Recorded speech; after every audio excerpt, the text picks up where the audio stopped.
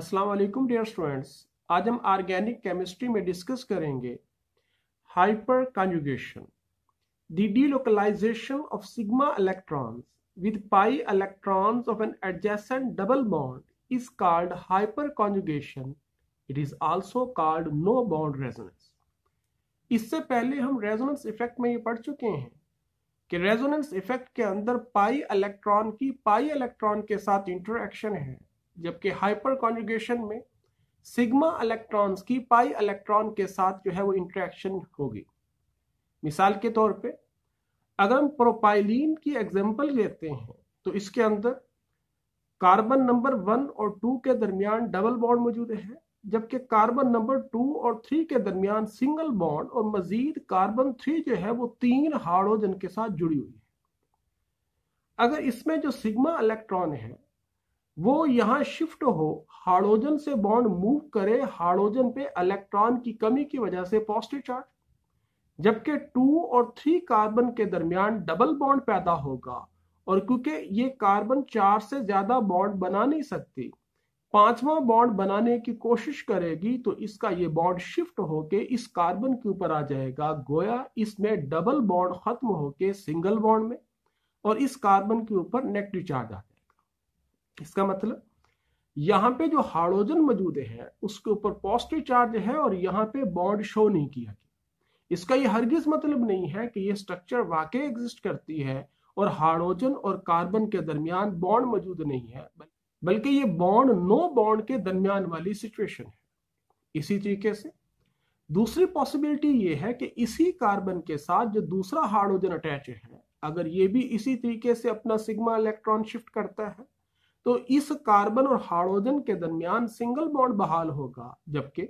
इस हाइड्रोजन में bond no bond वाली कैफियत है। यही वजह है कि इसको नो बॉन्ड रेजोनेंस भी कहते हैं।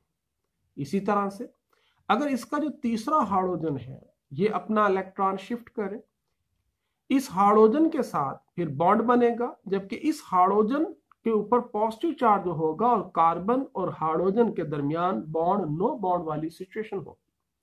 इसका मतलब ये होगा कि इस तरीके से ये मुख्तलिफ कैनोनिकल फॉर्म्स के अंदर एग्जिस्ट कर सकती है और ये सारी कैनोनिकल फॉर्म जो है वो हाइपोथेटिकल है रेजोनेंस स्ट्रक्चर्स की तरह। इनमें से कोई भी मॉलिक्यूल की एक्चुअल स्ट्रक्चर नहीं। अगर ये वाकई ऐसे हुआ है तो फिर इसमें मॉलिक्यूल के अंदर तब्दीली होनी चाहिए कि जो इस कार्बन का हाइड्रोजन के साथ बॉन्ड है ये आम बॉन्ड के निस्बत वीक होना चाहिए और आम बॉन्ड की निस्बत इसकी बॉन्ड लेंथ निस्बतन ज्यादा होनी चाहिए। और हकीकत ये है कि इस कार्बन के जो तीनों हाइड्रोजन हैं उनकी बॉन्ड लेंथ रूटीन से थोड़ी ज्यादा है। इसी तरीके से कार्बन 2 और 3 के दरमियान डबल बॉन्ड करैक्टर है और इसकी बॉन्ड लेंथ रूटीन से कम होनी चाहिए, जबकि कार्बन 2 और 1 के दरमियान जो होगा इसमें सिंगल बॉन्ड करैक्टर पैदा होता है और इसकी बॉन्ड लेंथ रूटीन में थोड़ी बड़ी होनी चाहिए।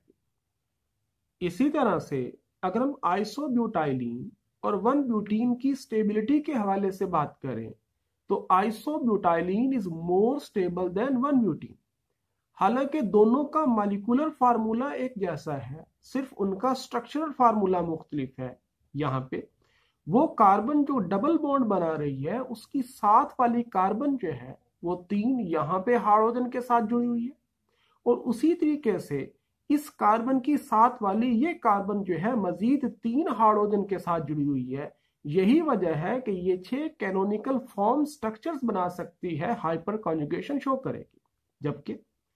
ये कार्बन जो डबल बॉन्ड बना रही है इसके एडजेसेंट ये कार्बन सिर्फ 2 हाइड्रोजन के साथ जुड़ी हुई है, लिहाजा ये मजीद 2 कैनोनिकल फॉर्म्स बना सकती है, जबकि इस केस में स्ट्रक्चर ज्यादा बनेंगी, इस केस में कैनोनिकल स्ट्रक्चर्स कम बनेंगी। यही वजह है कि जितनी कैनोनिकल स्ट्रक्चर ज्यादा होती जाएंगी उतनी उसकी स्टेबिलिटी में इजाफा होता जाएगा। हम हाइपर कॉन्जुगेशन को यूं भी डिफाइन कर सकते हैं,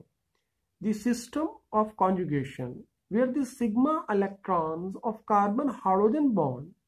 are in conjugation with pi electrons of the unsaturated system or with p orbital is known as hyperconjugation. Hyper conjugation को इस्तेमाल करते हुए हम प्राइमरी, सेकेंडरी और टर्शियरी कार्बोनियम आयंस की स्टेबिलिटी को भी डिस्कस कर सकते हैं। अगर हम टर्शियरी कार्बोनियम आयन की बात करते हैं तो वो कार्बन जिसके ऊपर पॉजिटिव चार्ज है वो 3 मिथाइल ग्रुप के साथ अटैच है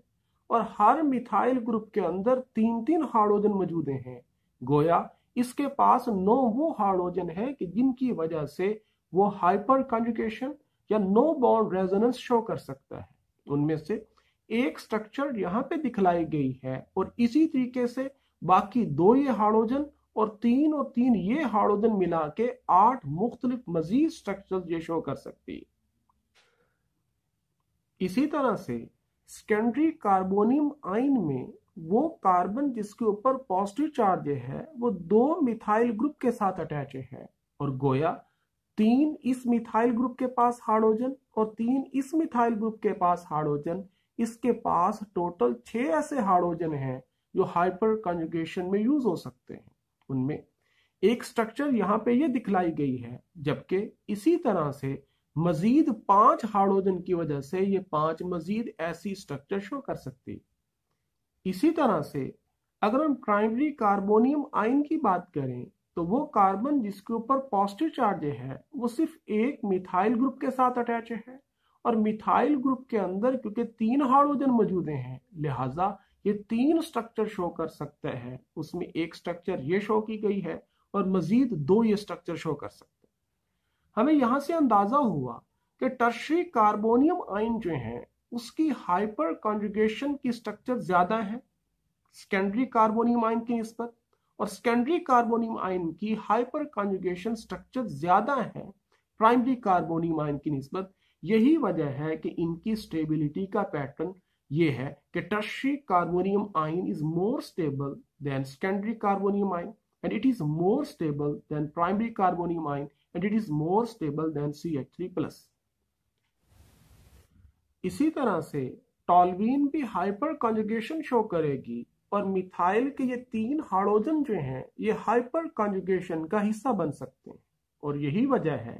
कि ये कार्बन जो इस कार्बन के साथ सिंगल बॉन्ड बना रही है हाइपर कॉन्जुगेशन शो करते हुए यहाँ पे डबल बॉन्ड, जबकि हाइड्रोजन के ऊपर पॉजिटिव चार्ज होगा और मजीद ये डबल बॉन्ड होने की वजह से ये नेगेटिव चार्ज रोटेट करेगा रिंग के अंदर, कभी पैरा पोजीशन पे, कभी इस आर्थो पोजीशन पे और कभी इस आर्थो पोजीशन पे। इसी तरीके से क्योंकि इसके पास 3 हाइड्रोजन है तो लिहाजा तीनों हाइड्रोजन के ऊपर प्लस चार्ज हो सकता है और नतीजा ये निकलेगा कि ये 3 हाइपर कॉन्जुगेशन वाली स्ट्रक्चर शो करेगा। यही वजह है कि चार्ज सेपरेशन होने की वजह से टॉल्यूइन जो है वो डाइपोल मोमेंट जो है वो शो करती है। हमने अब तक हाइपर कॉन्जुगेशन की जितनी एग्जांपल्स कोट की हैं उनमें हाइपर कॉन्जुगेशन में कार्बन के साथ अटैच हाइड्रोजन जो था वो हिस्सा बनता था, मगर अगर हम टर्शियरी ब्यूटाइल बेंजीन की बात करें तो यहां भी वही मामला बनता है, डबल बॉन्ड।